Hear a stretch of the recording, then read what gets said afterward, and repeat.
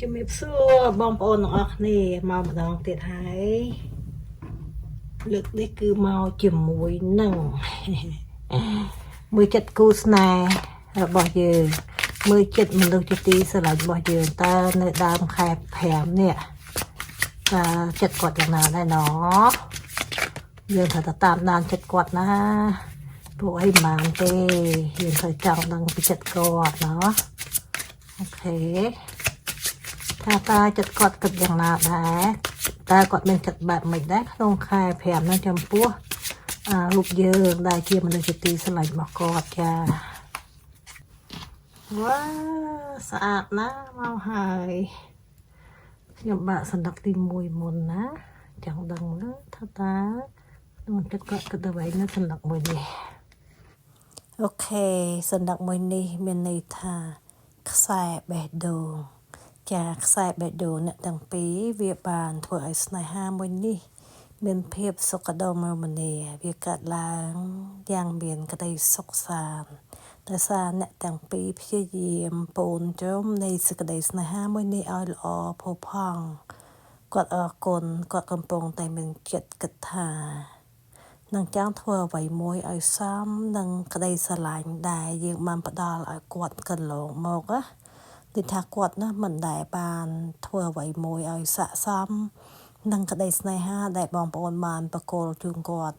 ចាដូចជាយើងបង្ហាញភាពស្រឡាញ់អស់ពីចិត្តពី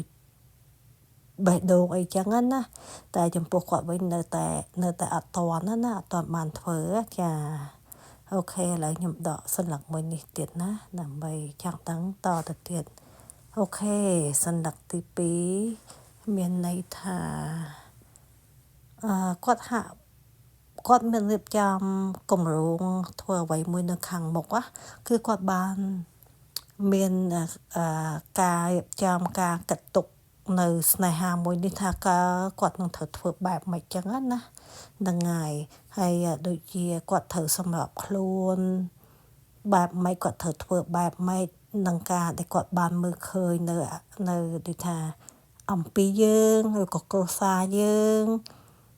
ហើយនឹងគាត់គិតពីអនាគតថាតើនឹងត្រូវធ្វើបែបម៉េចដើម្បីជាការរស់នៅឲ្យបានស្រួលណាចាសន្លឹកទី3មកហើយ so sweet ចាសន្លឹកទី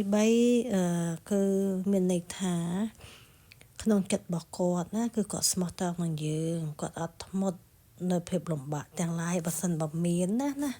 ចាគាត់គិតថាយើងជាបុគ្គលសំខាន់នៅក្នុងជីវិតរបស់គាត់ហ្នឹងហើយព្រោះគាត់ឃើញយើងជាមនុស្សដែលទន់ភ្លន់មិនឆេវឆាវហើយទន់ភ្លន់បំផុតទោះបីជាមានរឿងអីកើតឡើងមាត់ធំមាត់តូចដាក់យើងក៏ដោយក៏គាត់ឃើញថាយើងចេះប្រើវិធីសាស្ត្ររំសាយនៅភាពកែវក្រោធរបស់គាត់ណាចាគាត់ពេញចិត្តនឹងចរិតរបស់យើង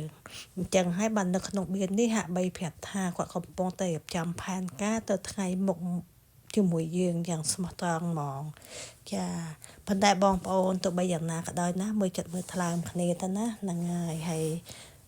យល់យកគ្នាទៅហើយនឹងដើម្បីយើងឲ្យស្នេហាមួយនេះវាល្អទៅមុខមានផ្លែមានផ្កាអីបន្តទៅទៀតអញ្ចឹងណាបងប្អូនចាអរគុណច្រើនជម្រាបលា